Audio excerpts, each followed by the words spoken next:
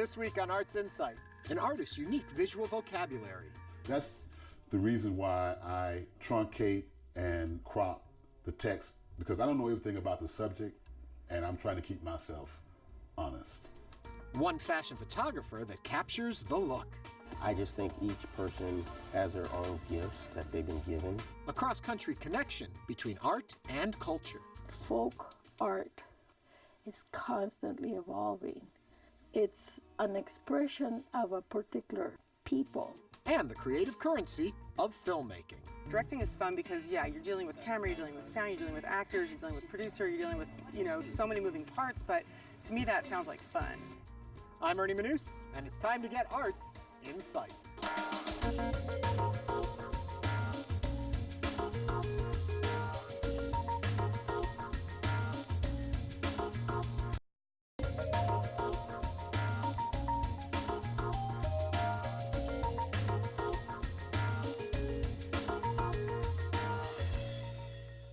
Welcome to Arts InSight. We're at the River Oaks District and iPic Houston, a brand new luxury theater, and it's just the third of its kind to open in Texas. We'll find out a little bit more about this location and the art behind it in just a little bit. But first, in the artwork of Tierney Malone, modern mythologies are expressed in painted collages of pop culture and typography. Well, first, I think of myself as a storyteller. Being a child who benefited from the civil rights movement, we were the children of promise, so no one's telling us what we couldn't do. And growing up, I had these abilities to draw. So I went to the library and I, like all kids, tried to find sources of inspiration.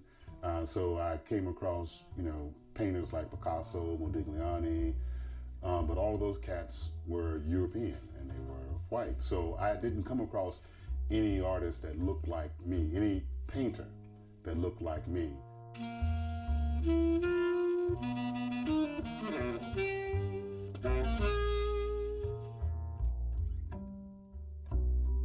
Growing up in Mobile, the only cats that I saw that had the talents that I had were sign painters. I had no desire to be a sign painter. I mean, I loved their work, I emulated their work, but that was not art to me. My family was very supportive of my artistic abilities. My grandfather could draw, my uncle could draw, I have an aunt that can draw, but none of them had ever used their talents beyond just a hobby. But I'm the first person in my family who has decided to try to make a career of it. So when I came to Texas Southern University, I was encouraged not to become a fine artist, but to become an educator. And that rubbed me completely the wrong way. I wanted to be a graphic designer because all the skills that I exhibited up until that point, everyone was pointing me in that direction. Until I came across an article in an Ebony magazine around 1987, 20 contemporary African-American artists. And after looking at that magazine, that's all it took for me. I don't use the word race. There's only one race, the human race. But there are many tribes. There are tribes that you choose to be a part of and tribes you have no choice to be a part of consciously that I'm aware of. Like, I'm a male, so I don't know if I consciously chose to be a male in the other world, but however, on this side of that, curtain, I'm a male, so I'm a part of the male tribe. I grew up in the South, so I'm part of the Southern tribe. I love jazz, so I'm part of that tribe. So you should be judged on your loyalty to those tribes, So I'm influenced by pop culture. That means television, that means music, that means cinema. Cinema is a huge influence on me. The first time that I had the opportunity to see different type styles were the credits of movies. And of course, we have been exposed to type enough that we know the emotional authority that different type styles speak to. So in my work, I'm using text in the exact same way. Like the credits, as they roll down the screen, you can only see part of. That's just part of the cast. That's not the entire cast. But that's the reason why I truncate and crop the text, because I don't know everything about the subject, and I'm trying to keep myself honest. You know, so when I use a person's name that you can recognize, I don't know everything about that individual. In my mind, there is a freeway, and that freeway is many lanes, and on those lanes are all the things I love. There's jazz, there's art, cinema, there's literature, and they're all flowing at the same time.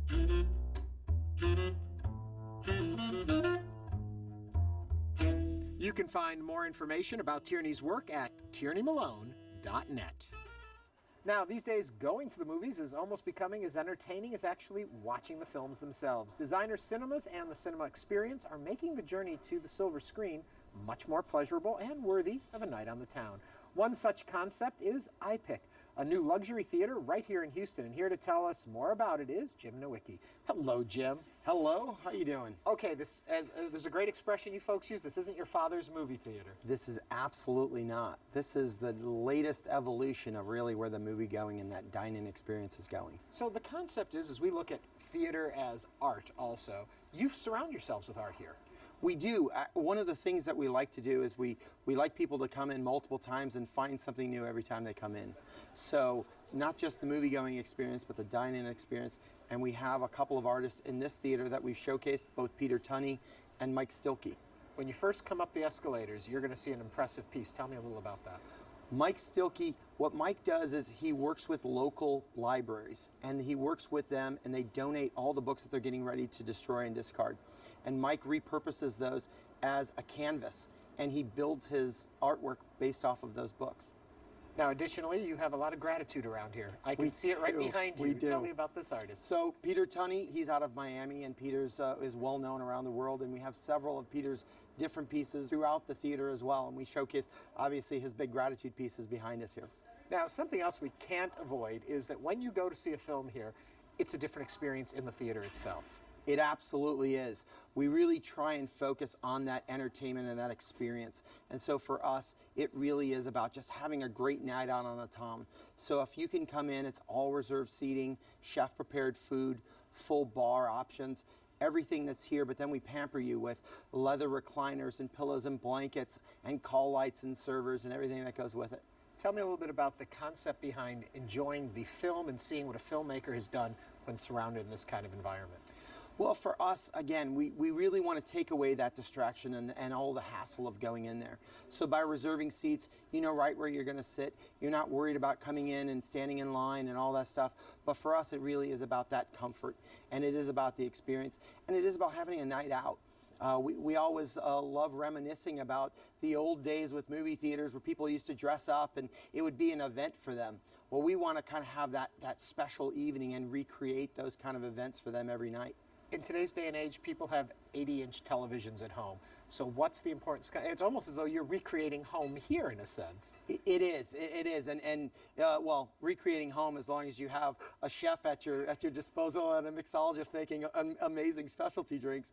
Absolutely. And for us, we really try and find ways to really enhance that experience so that it is worth it to come out, and we're going to give you something and elevate that experience that you can't get at home. One of our favorite quotes that we love to live by here is, every house in America has a kitchen, but people still go out to eat. So for us, it's important to really define what's going to bring people out, what can we do to create that's going to make it a really unique experience to get them out of those the movie screening homes and come in here and have something they just can't get at home. When we talk of art, we also talk of the art of architecture. And the design of this place is very interesting. It is. We really try and create something that's very unique, unlike anything in our market. And within this theater here in Houston, there really isn't anything like it. And what's nice is you'll get to see some of the pieces and showcase them, but just the details that we have in there, whether it be the woodworking or whether it be the comfort and the style that we have or the pieces of art, all of those things, they're little hidden gems that we want you to explore and discover every time you come back. And to find out more about everything here at the theater, where can we go? iPic.com. Thank you so much. You're welcome. Thank you. Now, a day in the life of fashion photographer Mark Gunter. For him, being on point is not just about getting the perfect shot, but creating the perfect brand.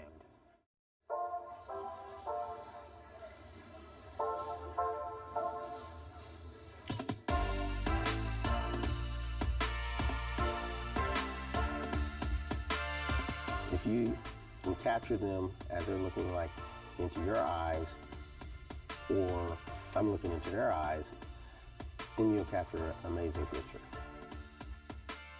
As a child growing up, my mother was involved in a lot of art and dancing and photography. She used to model as well.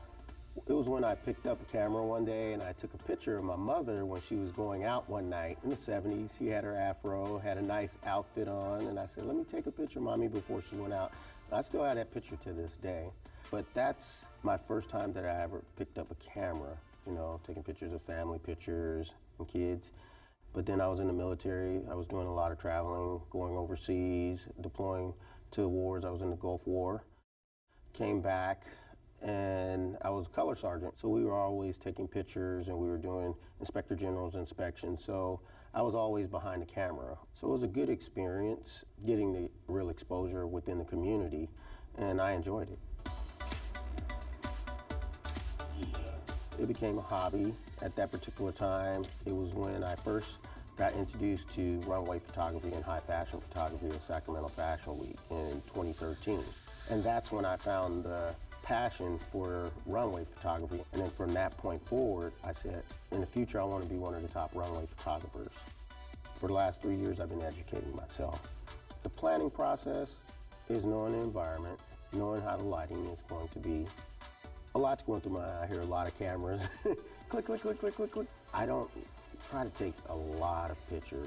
I just try to become one with the model at the same time when they're walking down the runway, following their footsteps as they're walking, as well as capturing the best shot possible.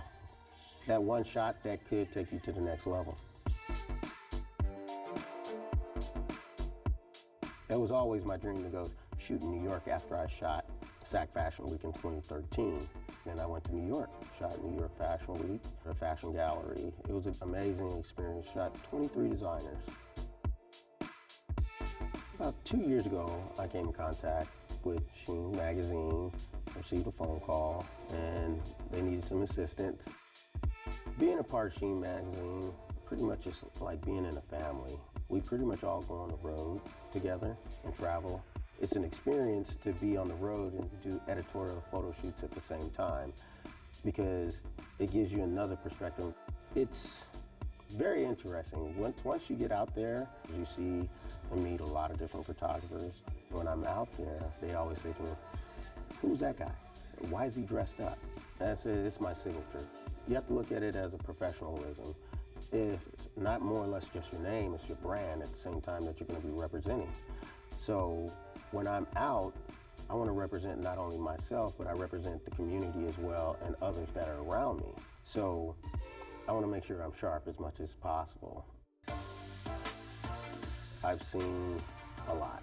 By traveling from Sacramento to LA to New York, it's different in every city that you travel and go to. Getting to know the people that I'm working with, whether it's all the way from knowing the makeup artist, knowing the hairstylist, knowing the clothing stylist, knowing the designer, knowing the production crew.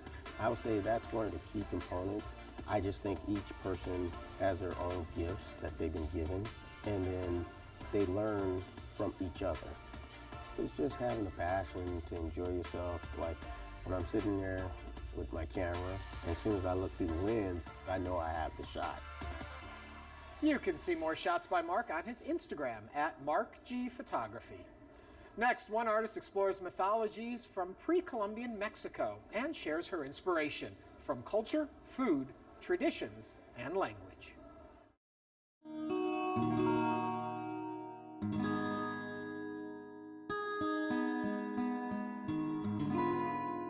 We all come here and we're all asking the same question. Where do we come from? Why in the world are we here?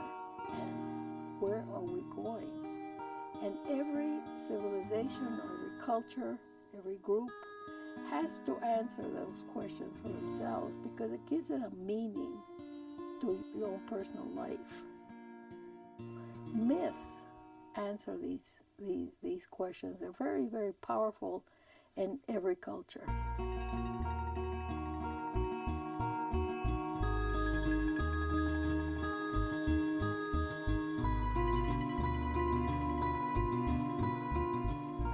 immigrant, I lived between two worlds. And for many years, I really didn't feel like I had a sense of place and a sense of identity. All immigrants come with a basket, and there are three things in that basket that we all bring into the country, and that's food, language, and traditions. And I thought, well, then I had to start making use of my 3 C's. I found that the easiest way for me was through my artwork, particularly with the oral stories.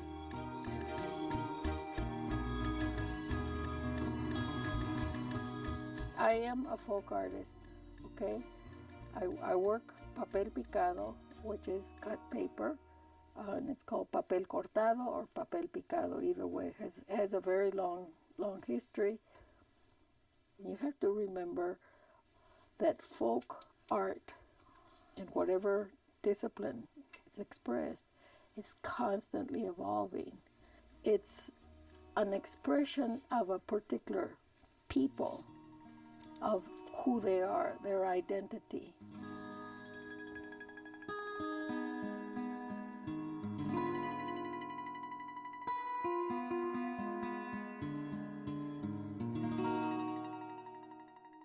As you search for identity, as you search for a sense of place, you obviously go back to your past.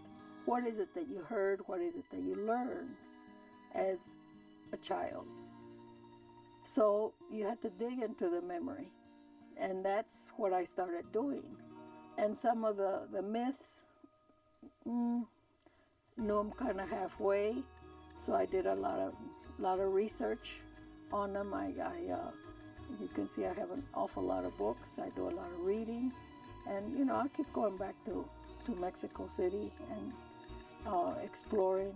And I've concentrated on one particular area. It's the southeastern edge of Mexico City. Mixquic, Milpalta, Tecomilt. These are the areas that really stick to the real old traditions.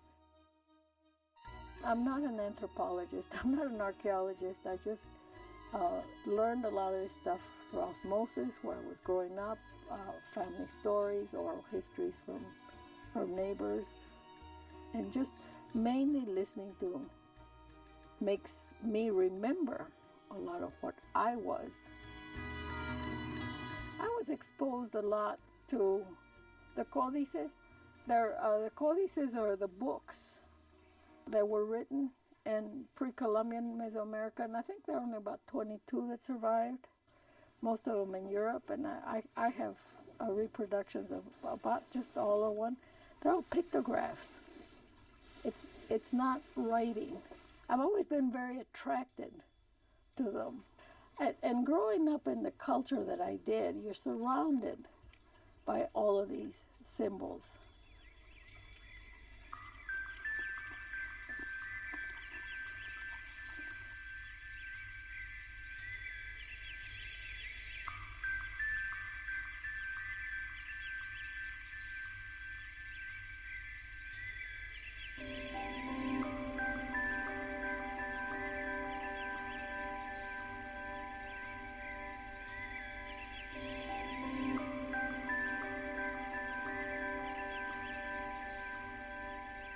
What's interesting in Mesoamerica, the idea of sin, heaven, hell simply did not exist.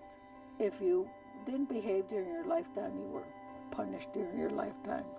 But where you went after you died had nothing to do with how you live. It had everything to do with how you died. If you died as a warrior, you went to the sun god as an eagle, and you carried the sun from dawn until noon. Then you'd come back as a hummingbird in the afternoon carrying messages.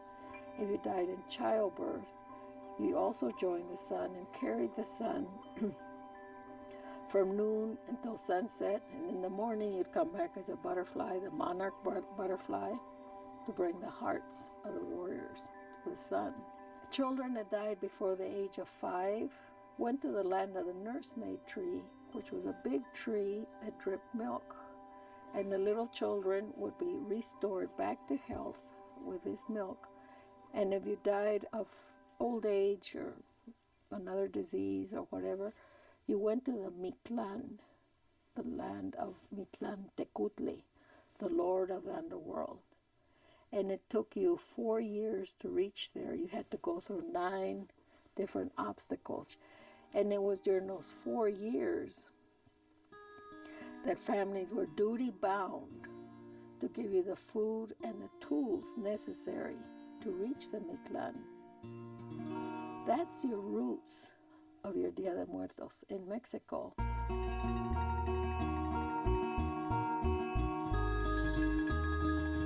Art is really a very strong medium of universal communication.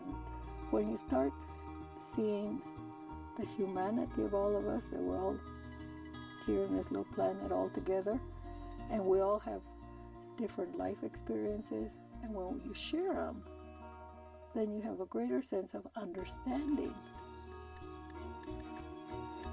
How else are we going to ever get along?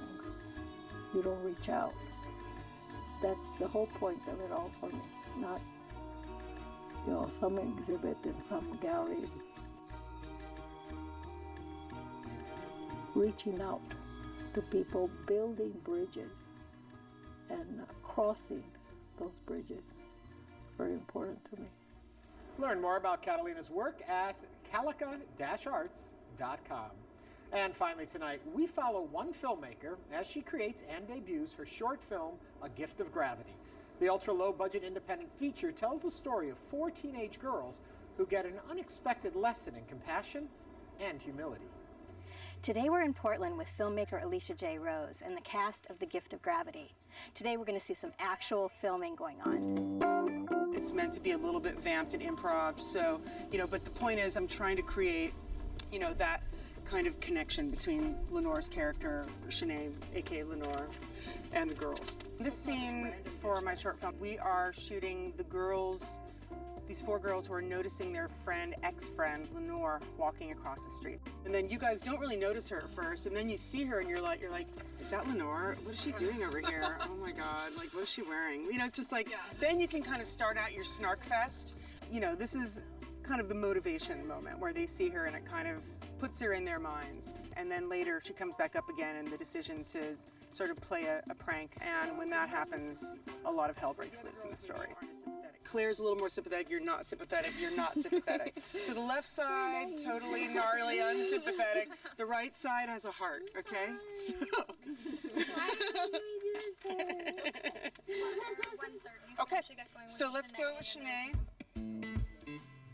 Directing is fun because, you're dealing with camera, you're dealing with sound, you're dealing with actors, you're dealing with producer, you're dealing with, so many moving parts, but to me that sounds like fun. I especially love working with the actors, of course, because they're just wonderful. You see Shanae out there? Oh yeah, wait. Is that Lenore? Leonardo! Oh. Gross, is she stalking us again? Don't be so laughing, You'd be like, ugh, Leonardo, what's she doing here? over it more. Be like, what's she doing here? Okay. I mean, it's like humans as the medium in the art. Painters have paint, filmmakers have humans. Leonardo, what is she doing here? Perfect. I like that better. One of the best things about being a filmmaker in Portland is the amount of incredibly talented people that are everywhere. I think that's a huge part of why I love living here versus in LA or New York, where sure, there's more of a business, but there's not as much creative currency. So, having that kind of community to really help each other and to support is, it's unparalleled. I don't think there's really any other city in America. It's a complete incubator. For God's sake, the rain, the basements, what are we gonna do with our time but edit? It's perfect. So let's roll camera, roll audio. Let's do it. This is our rehearsal, rolling rehearsal. Okay. Rolling. Lenore, start kind of hovering, and action, laugh, and then... Wait, is that Lenore? Right. What is she wearing? Lost and found much lately? It's not that bad. Maybe a little PTSD. But she's been through a lot. Okay, let's go right back into it. Morgan, look more out this way with all your lines, you know what I mean? Look a little in there, but then mostly look out here, okay? We get a bobby pin from somebody. It's It's a crazy process. Lenore, take 9. Battery change, sorry. Cut. Cut. I mean, it's chaos, but controlled chaos, relatively. Hollis, I can only hear your feet. You want to rock it one more time real quick? Do it. Take off your shoes, get in your socks. Let's go. We don't have much time. Okay, got it. Cut. You've got some noise challenges here. Talk to me. Good timing. I think that was actually on cue. Good job. Yeah, a lot of times in any shoot, you can't really stop life from going on. Everybody hold while we figure out what that buzzing noise is. All right, cut. Good. We have a big plane anyways. Sometimes you'll have lawnmowers or planes or people in wheelchairs passing by or really curious neighbors. This is real movie making. This is what really happens a lot. Okay, I'm set. Okay, and action. You just do your best to manage those things. Cross your fingers sometimes, work around them, hope for the quiet moment. Sometimes just go for it with the horrible noise and fix it in post later. Camera speed. Whole take. Oh my god. We'll just have to hurry when it stops. Okay, and action. You deal with it. You work around it, you wait for a moment, you go sweet talk the gardener. Girls, take 8. And Hold. Whatever you need to do in order to get past that moment and move into the next shot. Go for it.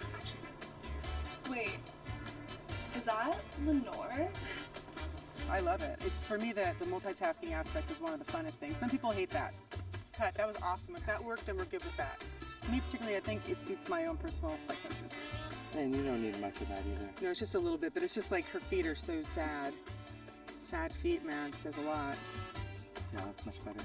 It's great. Okay, perfect. So let's move on. Post is next. Now we get to go editing and really make the magic happen. So it should be fun. I'm excited to get into a dark room in the summer. You can find out more about the filmmaker and her work by visiting AliciaJRosePhotography.com. And that does it for this week's edition of Arts Insight. Thanks to iPic Theaters for letting us have a look around. And for all of us here at Houston Public Media, thank you for watching. I'm Ernie Manous, and see you at the movies. Bye-bye.